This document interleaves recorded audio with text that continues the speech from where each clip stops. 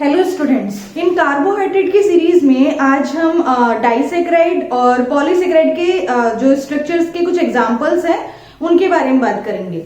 इससे पहले वाली वीडियो में हमने मोनोसेक्राइड के स्ट्रक्चर्स के बारे में पढ़ा था और यहाँ पे हम किसका स्ट्रक्चरल एस्पेक्ट देखेंगे, डाइसेक्राइड्स और पॉलीसेक्राइड्स में आप क्या क्या एग्जांपल्स ले सकते हैं उनके स्ट्रक्चर के बारे में बात करेंगे। तो सबसे पहले हम बात करते हैं किसकी, स्ट्रक्चर ऑफ डाइसेक्राइड्स की। तो डाइसेक्राइड में हम पढ़ेंगे किसके बारे में, लैक्टोज के बारे में, फ्रक्टोज के बारे में, सुक्रोज के बारे में, किसके बारे में, सुक्रोज के बारे में, है ना, माल्टोज, है ना, और आपका सेलोबायोज, इनके स्ट्रक्चर्स की हम बात करेंगे।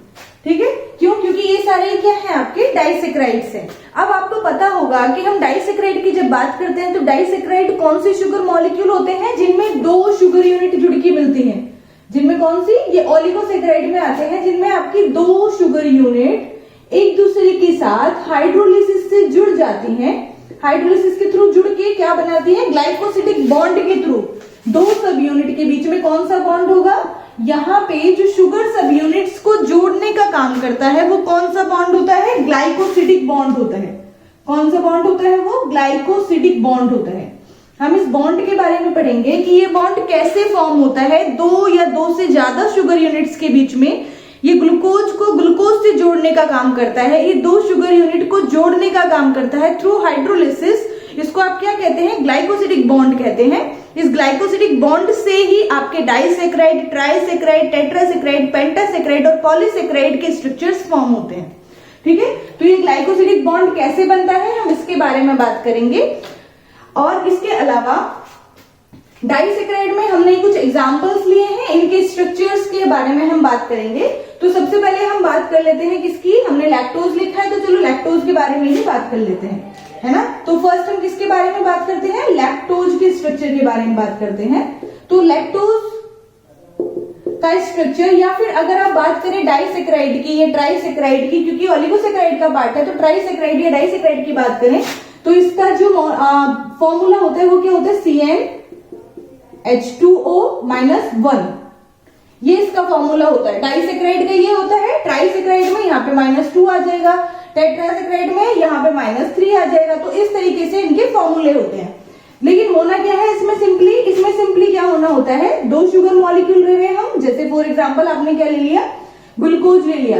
क्योंकि आपको पता है कि मोनोसेक्राइड्स के बहुत सारे आइसोमर्स प्रेजेंट होते हैं, तो सबका फॉर्मूला क्या होगा, C6H12O6। अगर आप दो सब यूनिट जोड़ रहे हैं C6H12O6 तो ये जुड़ के क्या बना लेंगे, आपकी बन जाएगा, यहाँ पे क्या होगा, हाइड्रोलिसिस के थ्रू वाटर रिमूवल हो जाएगा और आपका क्या बनेगा, C12H22O11 फॉर्म हो जाएगा। क्यों? क्योंकि यहां से आपका एक वाटर मॉलिक्यूल रिमूव हो जाएगा और यहां से आपका एक, क्योंकि 12 होनी चाहिए वैसे, लेकिन एक ऑक्सीजन का मॉलिक्यूल रिमूव हो जाता है वाटर में, तो इसलिए क्या बचता है आपका, C12H22O11 फॉर्म होगा। इस तरीके से ही आपका सुक्रोज में अलग सब यूनिट, माल्टोज में अलग सब यूनिट और सेलोबायोज में अलग सब यूनिट होती हैं।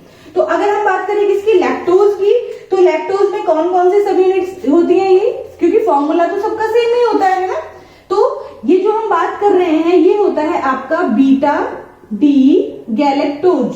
क्या होता है, बीटा डी गैलेक्टोज प्लस ये क्या होता है आपका अल्फा डी ग्लूकोज। क्या होता है, अल्फा डी ग्लूकोज। हाइड्रोलिसिस के थ्रू क्या बनाते हैं, लैक्टोज बनाते हैं। लैक्टोज क्या होती है, लैक्टोज मिल्क शुगर होती है जो मिल्क में पाई जाती है। अब अगर आप बात करें किसकी, स्ट्रक्चर की, तो ये कैसे फॉर्म होते हैं, इनके बीच में ये बॉन्ड कैसे बनता है ना, इसके बारे में बात करते हैं। तो सबसे पहले आप क्या बनाएंगे, आप स्ट्रक्चर बनाएंगे, रिंग स्ट्रक्चर किसकी, बीटा डी गैलेक्टोज की और किसकी, अल्फा डी ग्लूकोज की। किसकी, अल्फा डी ग्लूकोज की। तो आपको मैंने कल वाले लेक्चर में, मतलब मोनोसेक्राइड्स में, आपको मैंने सिखाया था कि किस तरीके से आप रिंग स्ट्रक्चर बनाते हैं। तो इसकी क्या बनेगी, पायरनोज रिंग बन जाएगी, है ना। इस तरीके से आप रिंग बना लेंगे। ठीक है, ये आपने रिंग बना दी, है ना। अब हम किसकी बात कर रहे हैं, बीटा डी गैलेक्टोज की। तो आपको पता है बीटा डी गैलेक्टोज जो होता है वो अल्फा डी ग्लूकोज का ही क्या होता है, गैलेक्टोज जो होता है वो ग्लूकोज का ही आइसोमर होता है, बस डिफरेंस क्या रहता है, 4th कार्बन पे OH के ओरिएंटेशन में डिफरेंस रहता है। कौन से कार्बन पे, 4th कार्बन पे। बाकी वो एज इट इज कैसा होता है, अल्फा डी ग्लूकोज जैसा होता है। तो हम इसको लिख लेते हैं क्या, अल्फा डी ग्लूकोज, है ना, और इसको लिख लेते हैं क्या, बीटा डी ग्लूकोज। तो पहले आप अल्फा डी ग्लूकोज बना लीजिए, है ना, अल्फा डी ग्लूकोज बना लीजिए। तो आप कैसे लिखते हैं alpha D glucose, HOH HOH, first carbon, second, third, fourth, fifth और सिक्स्थ पे आप क्या लिख देते हैं, CH2OH लिख देते हैं। थर्ड कार्बन पे OH HHOH, ये क्या बन गया आपका, ये बन गया आपका अल्फा डी ग्लूकोज। और बीटा डी गैलेक्टोज में क्या होगा, बीटा, पहली बात तो बीटा पोजीशन जब आती है तो ये OH कहां पहुंच जाएगा आपका, ये ऊपर पहुंच जाता है। फर्स्ट कार्बन पे OH हमेशा ऊपर पहुंच जाएगा, किसमें, बीटा पोजीशन में। तो बीटा तो यहाँ पे खत्म हो गया। बाकी स्ट्रक्चर आपको एज इट इज ग्लूकोज जैसी बनानी है, सिर्फ कौन से कार्बन को छोड़ के, 4th कार्बन को, क्योंकि 4th कार्बन में गैलेक्टोज में OH कहां पहुंच जाता है आपका, ऊपर पहुंच जाता है, और H आ जाता है आपका नीचे। ठीक है, बाकी स्ट्रक्चर एज इट इज किसकी जैसी होगी, आपके ग्लूकोज की जैसी होगी। यहाँ पे H है ना, HOH OH H, first, second, third, fourth, fifth और सिक्स्थ। तो ये हमने क्या बना दी, alpha D glucose, sorry beta D galactose, और क्या बनाया हमने, और हमने बनाया अल्फा डी ग्लूकोज। ये हमने फॉर्म कर दिए। अब हम बात करते हैं कि कैसे आपका ये ग्लाइकोसिडिक बॉन्ड फॉर्म होता है।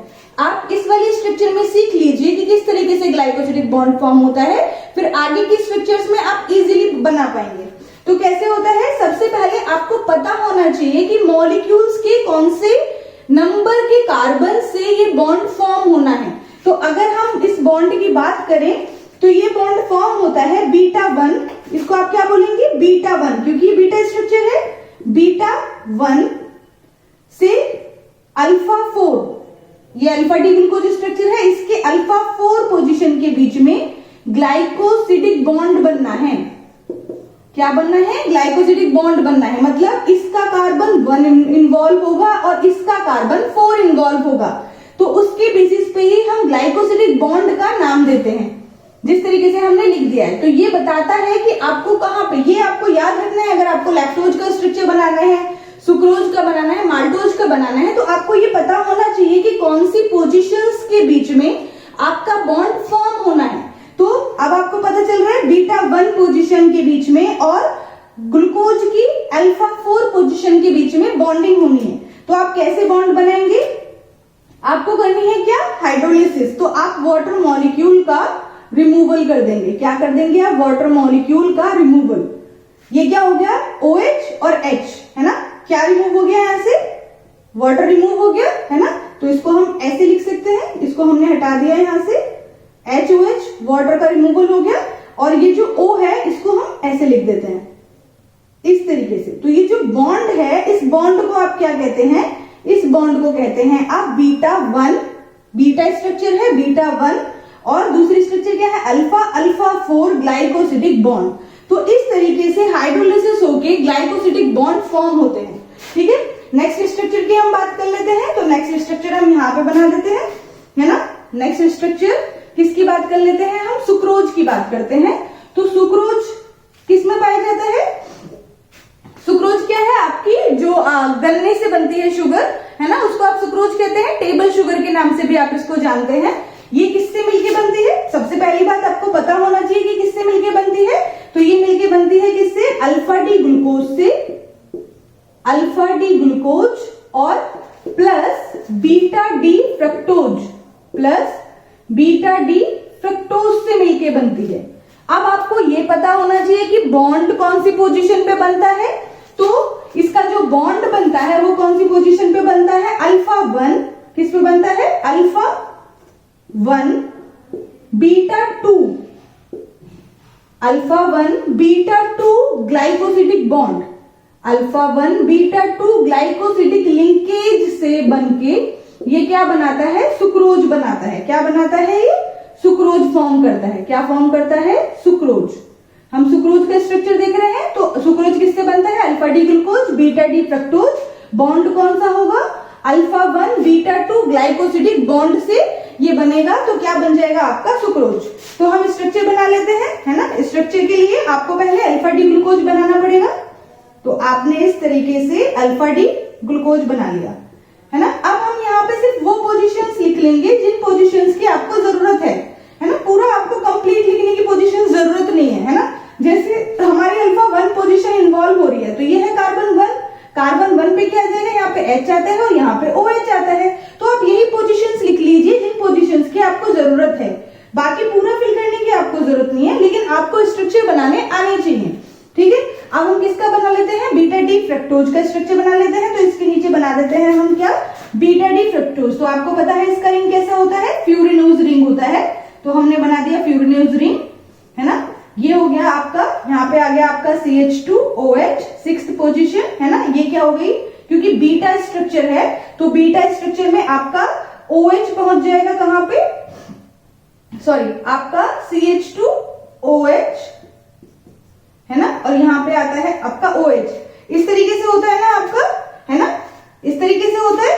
तो आपका यहाँ पे बन जाएगा कौन सा बॉन्ड? ये वाला आपका इस तरीके से रिमूवल हो जाएगा। किस चीज का? आपका, क्योंकि ये क्या कार्बन नंबर 2 है, तो यहाँ पे वाटर मॉलिक्यूल का रिमूवल हो जाएगा, है ना। और आपका बॉन्ड बन जाएगा किसके बीच में? आपका बॉन्ड बन जाएगा इस तरीके से, किसके बीच में? आपके अल्फा 1 और बीटा 2 पोजीशन के बीच में, है ना। नहीं, मैंने गड़बड़ कर दी है, क्योंकि आपको पता है कि यहाँ पे OH ऊपर पहुंच जाता है। क्या ऊपर पहुंच जाता है? ये CH2OH नीचे रहेगा और ये आपका OH ऊपर पहुंच जाता है ना।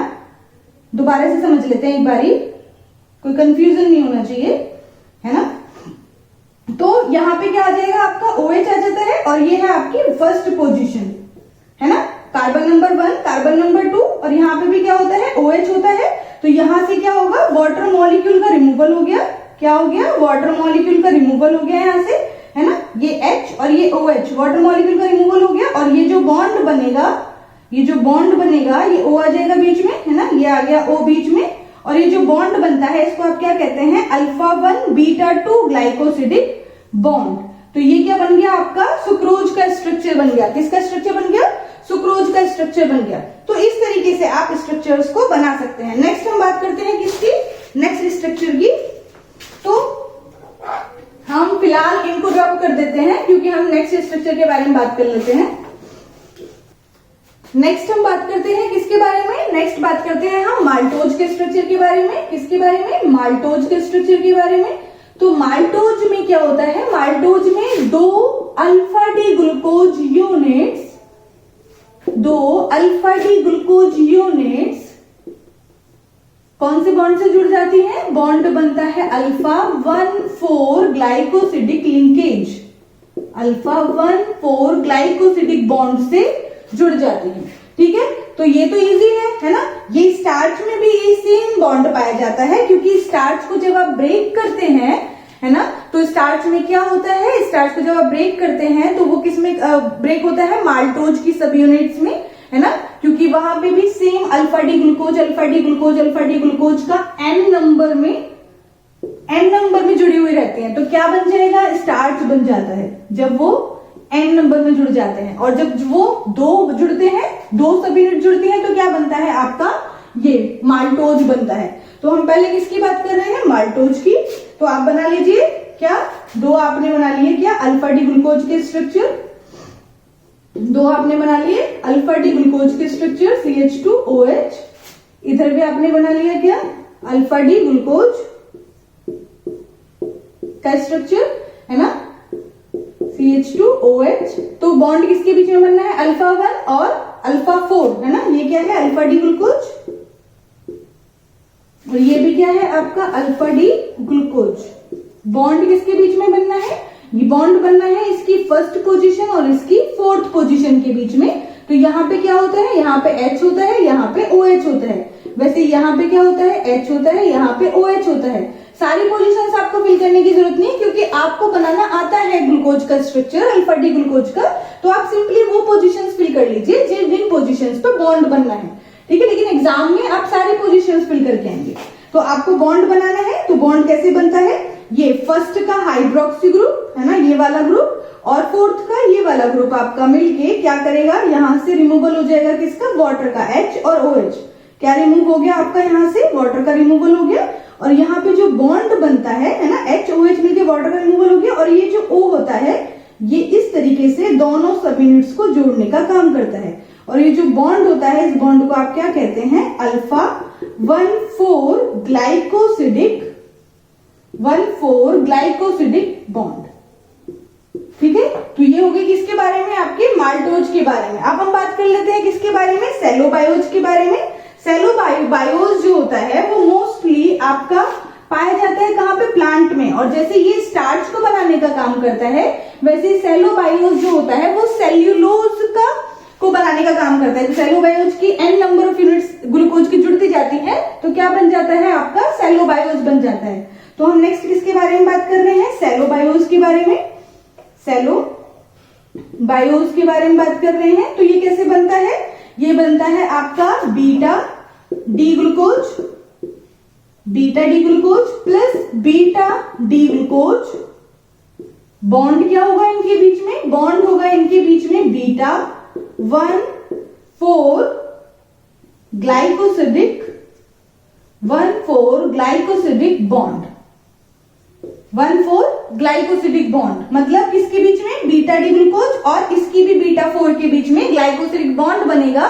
तो ये क्या स्ट्रक्चर बनेगा आपका, सेलोबायोज। बहुत ज्यादा डिफरेंस नहीं है इसमें। माल्टोज में आपने क्या लिया था, अल्फा डी ग्लूकोज लिया था, और यहाँ पे आप क्या ले रहे हैं, बीटा डी ग्लूकोज ले रहे हैं, लेकिन बॉन्ड सेम पोजीशंस पे बन रहा है ना। तो आप क्या बना लें, यूनिट्स बना लें आप किसकी, बीटा डी ग्लूकोज की यूनिट्स बना लीजिए भाई, ठीक है। 1 2 3 4 5 6 है ना, यहाँ पे भी 1 2 3 4 5 और 6 CH2OH CH2OH, क्योंकि ये बीटा डी ग्लूकोज है। क्या है ये, बीटा डी ग्लूकोज है। तो फर्स्ट पोजीशन पे कहा जाएगा आपका OH, यहां पे जाएगा OH H फर्स्ट पोजीशन पे यहां जाएगा, बाकी फोर्थ पोजीशन पे जैसे होता है वैसे ही HOH। तो HOH बॉन्ड किसके बीच में बनना है भाई, बॉन्ड बनना है बीटा 1 और बीटा 4, यानी कि इस पोजीशन और इस पोजीशन के बीच में बॉन्ड फॉर्म होना है। तो यहाँ पे OH है, यहाँ पे OH है, यहां से क्या होगा, वाटर मॉलिक्यूल का रिमूवल होगा, है ना। ये OH H मिलके वाटर मॉलिक्यूल का रिमूवल होगा, और यहाँ पे क्या फॉर्म हो जाएगा आपका, ये इस तरीके से बॉन्ड फॉर्म हो जाएगा, इस तरीके से ये बॉन्ड फॉर्म हो जाएगा। इसको आप क्या कहते हैं, बीटा 1,4 ग्लाइकोसिडिक बॉन्ड। और इस स्ट्रक्चर को आप क्या कहते हैं, बीटा डी ग्लूकोज। इस स्ट्रक्चर को आप कहते हैं क्या, सेलोबायोज, ठीक है।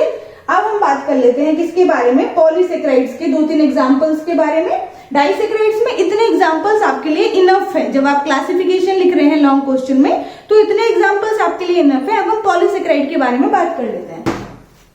2-3 एग्जाम्पल हम किसके देख लेते हैं, पॉलीसेक्राइड के देख लेते हैं। तो हम किसके बारे में बात करते हैं, पॉलीसेक्राइड्स के स्ट्रक्चर्स के बारे में।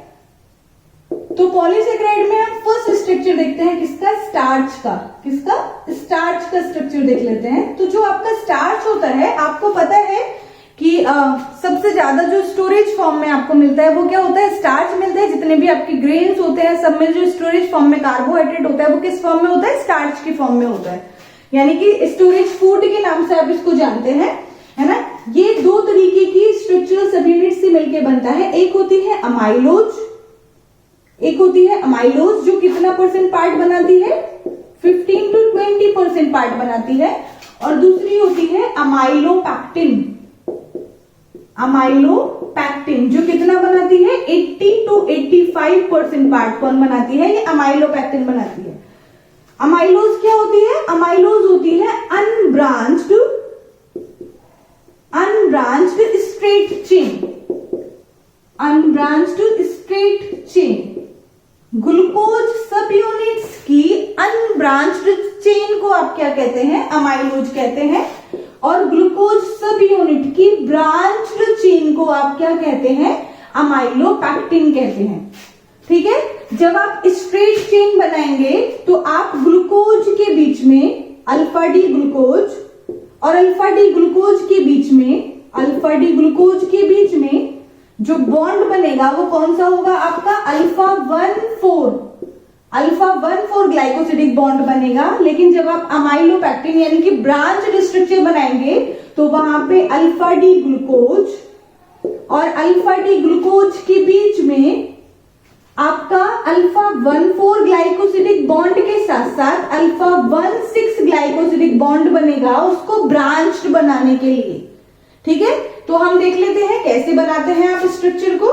तो स्ट्रक्चर हम कैसे बनाते हैं, पहले हम अमाइलोज के स्ट्रक्चर की बात कर रहे हैं। किसकी? अमाइलोज के स्ट्रक्चर की बात कर रहे हैं। तो अमाइलोज का स्ट्रक्चर कैसे बनता है, आप सिंपली अल्फा डी ग्लूकोज की यूनिट्स बनाइए, सिंपली अल्फा डी ग्लूकोज की आप यूनिट्स बनाते जाइए।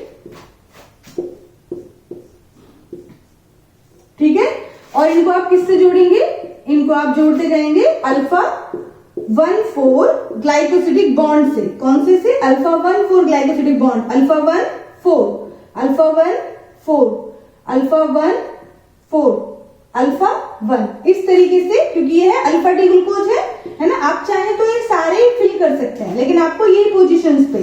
तो आपका सिंपल बॉन्ड, एक बॉन्ड बना के दिखा रही हूं मैं। तो अल्फा स्ट्रक्चर है, यहाँ पे भी OH नीचे होगा और यहाँ पे भी OH नीचे होगा। इनके बीच में बॉन्ड बन जाएगा, वाटर का रिमूवल हो जाता है यहाँ पे, है ना। और इनके बीच में बॉन्ड बन के कैसे फॉर्म हो जाएगी, इस तरीके से, है ना। तो ये क्या बन गया आपका अल्फा 1,4 ग्लाइकोसिडिक बॉन्ड फॉर्म हो जाता है। ठीक है, तो ये क्या है, सिंपल स्ट्रेट चेन बन गई किसकी, अल्फा 1,4 ग्लाइकोसिडिक लिंकेज के साथ में, अल्फा 1,4 ग्लाइकोसिडिक लिंकेज के साथ में, लिंकेज या बॉन्ड के साथ में। तो इसको आप क्या कहते हैं, इसको आप कहते हैं अमाइलोज, जिसमें सिंपल अल्फा 1,4 बॉन्ड के साथ में अल्फा डी ग्लूकोज की यूनिट्स जुड़ती जाती हैं।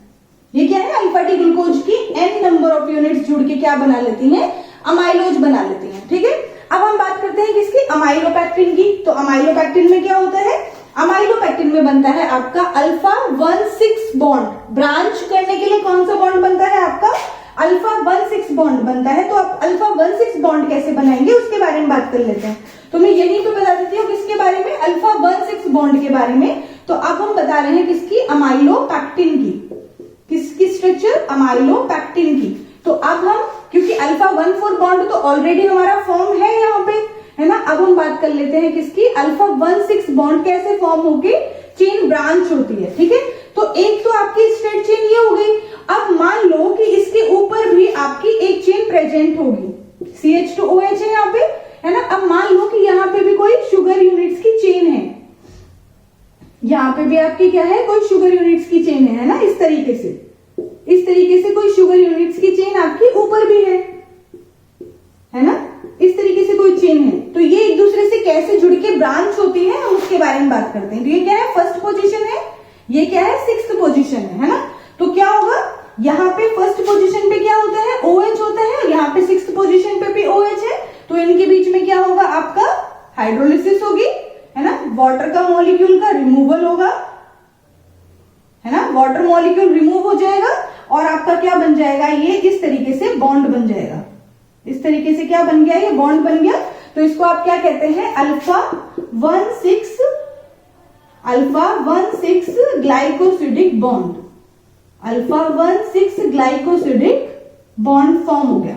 ठीक है, तो ये इस तरीके से क्या हो जाती है, आपकी जो स्ट्रेट चेन थी वो ब्रांच हो जाती है। यहाँ पे भी कोई और ब्रांच हो सकती है, यहाँ पे नीचे कोई और ब्रांच हो सकती है। तो इस तरीके से ये कंप्लीटली ब्रांच और कॉम्पैक्ट स्ट्रक्चर बन जाता है किसका, आपकी अल्फा डी ग्लूकोज की n नंबर ऑफ सब यूनिट्स से, जिसको आप क्या कहते हैं, स्टार्च के नाम से जानते हैं। ठीक है, नेक्स्ट स्ट्रक्चर है कौन सी आपकी पॉलीसेकेराइड में, सेल्यूलोज के बारे में बात कर लेते हैं। तो सेल्यूलोज कैसे बनता है, सेल्यूलोज मैंने अभी आपको बताया कि सेल्यूलोज में n number of beta D glucose की units, n number of beta D glucose की यूनिट्स कौन से बॉन्ड से, अल्फा 1,4 ग्लाइकोसिडिक बॉन्ड से जुड़ जाते हैं। अल्फा 1,4 ग्लाइकोसिडिक बॉन्ड से जुड़ जाते हैं, ग्लाइकोसिडिक बॉन्ड से जुड़ जाते हैं। ठीक है, तो तो कैसे बनेगा आपका स्ट्रक्चर? हम पहले क्या बना लेते हैं, बीटा डी ग्लूकोज की सब यूनिट्स बना लेते हैं। किसकी? बीटा डी ग्लूकोज की सब यूनिट्स बना लेते हैं। एन नंबर ऑफ सब यूनिट्स बना सकते हैं आप, बीटा डी ग्लूकोज की एन नंबर ऑफ सब यूनिट्स बना लेते हैं, बीटा डी ग्लूकोज की। ठीक है, तो ये क्या हो गया, इस तरीके से आप बना सकते हैं। ठीक है, तो ये क्या हो गई आपकी, ये होगी फर्स्ट पोजीशन और ये क्या हो गई आपकी fourth position. First position, fourth position, है ना, first position, fourth position, first fourth, first fourth. ठीक है, तो इस तरीके से आपने लिख लिया। अब आपको पता है कि हम बीटा डी ग्लूकोज की बात कर रहे हैं, तो यहाँ पे जो OH होगा वो ऊपर होगा और यहाँ पे नीचे होगा। यहाँ पे तो सिंपल होगा, फोर्थ पोजीशन पे HOH, लेकिन डिफरेंस कहाँ पे आएगा, फर्स्ट पोजीशन पे OH अब कहाँ पहुंच जाएगा, ऊपर। फर्स्ट पोजीशन पे OH ऊपर पहुंच जाता है ना, और फोर्थ पे एज इट इज नीचे रहेगा। ठीक है, तो आप बॉन्ड कैसे बनाएंगे, एक बॉन्ड बना के दिखा रही हूं मैं आपको। तो यहां से आपका वाटर मॉलिक्यूल रिमूव हो जाएगा और यहाँ पे आपका ये इस तरीके से बॉन्ड फॉर्म हो जाता है। किस तरीके से, इस तरीके से ये बॉन्ड फॉर्म हो जाता है। वैसे यहाँ पे आपका ये अल्फा 1,4 ग्लाइकोसिडिक बॉन्ड बन गया।